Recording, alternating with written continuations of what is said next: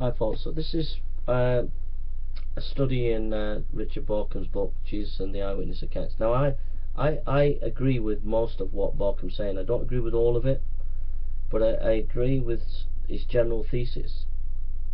But what I just want to do now is I want to play devil's advocate, and I want to play the role of someone coming and taking on Bauckham and critiquing him. And one of the areas that we can critique him now is when he's trying to prove his point that we should take the Gospels as serious eyewitness material, because the living voice of investigating eyewitnesses that ancient Greek historians did is the same as, say, Papias, which shows a uniformity of looking at eyewitness material from the Greeks right through to the right end of the Gospels up to Papias.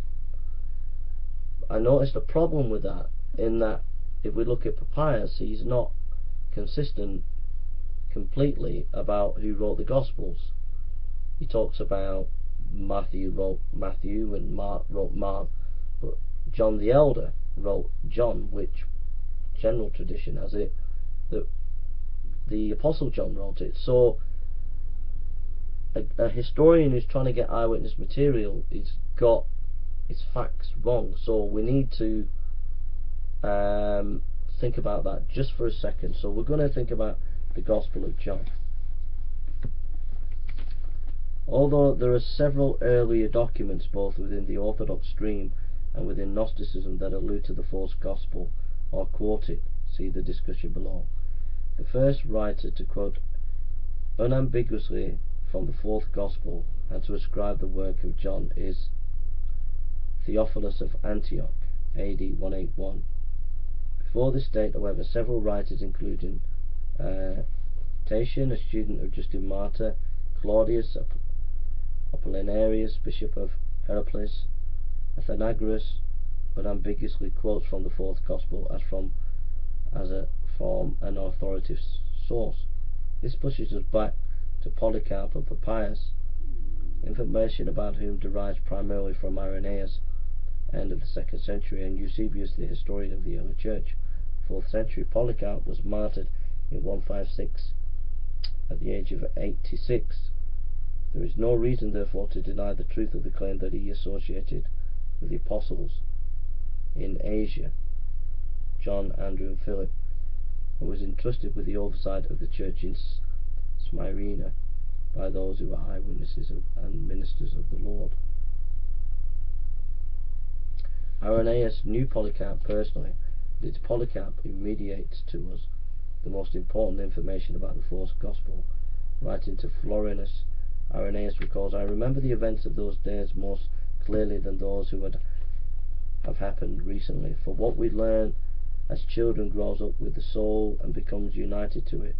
So I can speak even of the place in which the blessed Polycarp sat and disputed how he came in and went out, the character of his life, the appearance of his body, the discourse which he made to the people, how he reported his converse with John and with the others who had seen the Lord, how he remembered their words, and what were the things concerning the Lord which he had heard from them, including his miracles and teachings, and how Polycarp had received them from the eyewitnesses of the word of the Lord, reported all things in agreement with the Scriptures."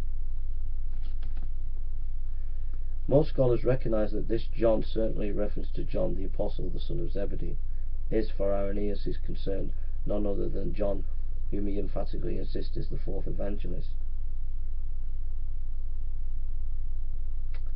For Irenaeus, that the Gospel should be fourfold in the sense already described was as natural as there should have been four winds.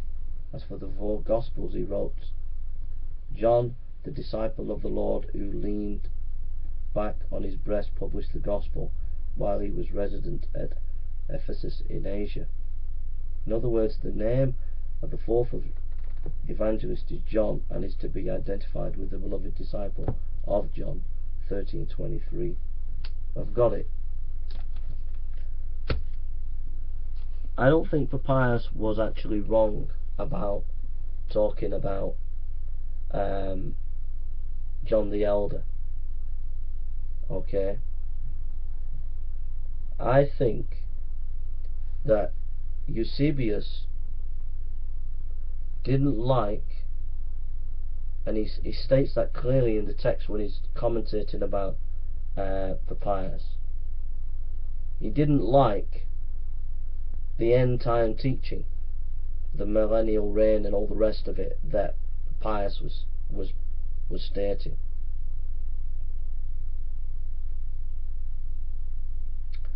And so therefore I think he's trying to muddy the waters, and he's trying to put an emphasis on Papias was actually confused and got his ideas from John the Elder and not John the Apostle. So I think that's why the confusion is there on that score. So in other words, Baukham's theory is intact. Yes, people can get things wrong. Historians can get things wrong. They can get facts wrong. But if they're trying to be honest, they do get us. If we get to that eyewitness material, it does give us access to something unique in that event.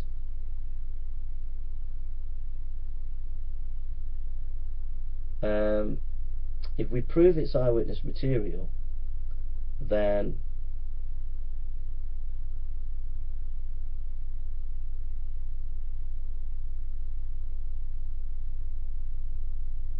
what that means is that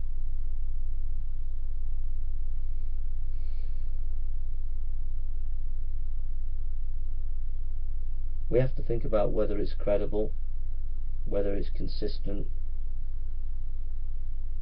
whether there are other testimonies, whether the background verifies what they're saying.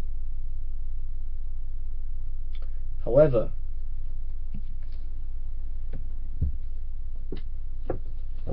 I think presuppositions do play a part,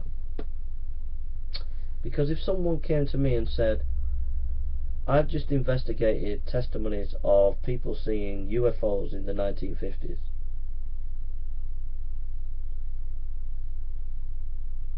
I wouldn't take any of that testimony seriously, because the probability of alien ships coming down to the UK, not to the UK, but to the Earth, the probability of that is not even 1 out of 100. It's not even.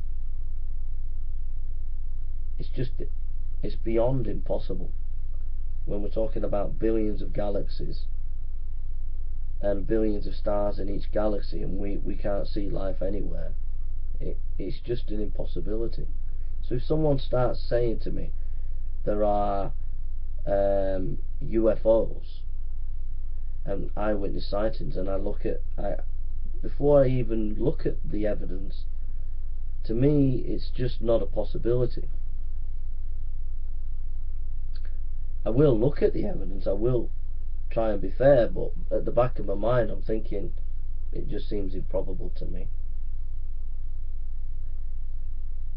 And so presuppositions play a role. It's reasonable to consider these persons' testimonies in the Gospels because of the God of the Gospels, the God who created everything. If he created everything, it's not unreasonable that he could bring someone from the dead.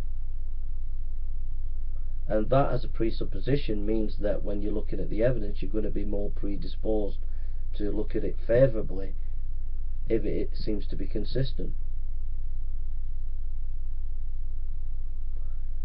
So I think that no matter how fair and honest you are as a historian, whether you're an atheist or a skeptic or agnostic, If you don't believe there is a God, then no matter how much testimony you investigate, you're never really going to come to faith and to believe in Jesus as dying riser. There has to be a point where the presupposition that God exists is part of your historical inquiry.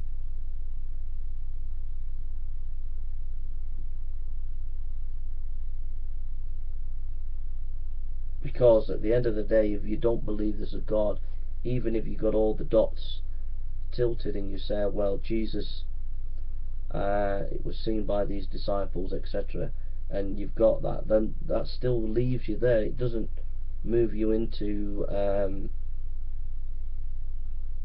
a belief that there is a God, or that God rose Jesus from the dead.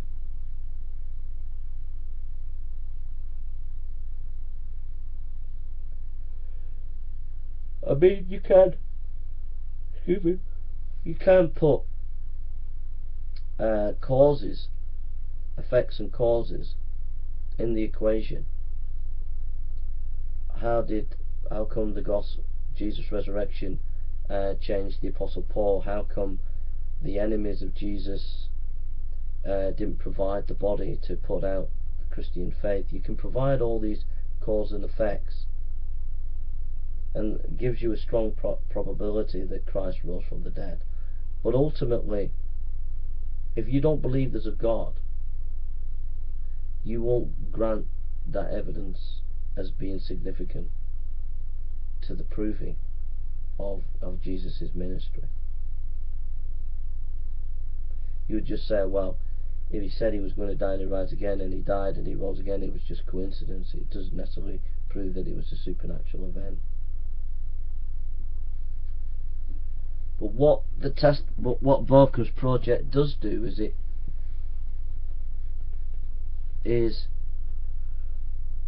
it puts it more on the table that these things did happen, that the disciples did see these miracles, they did see Jesus rise from the dead.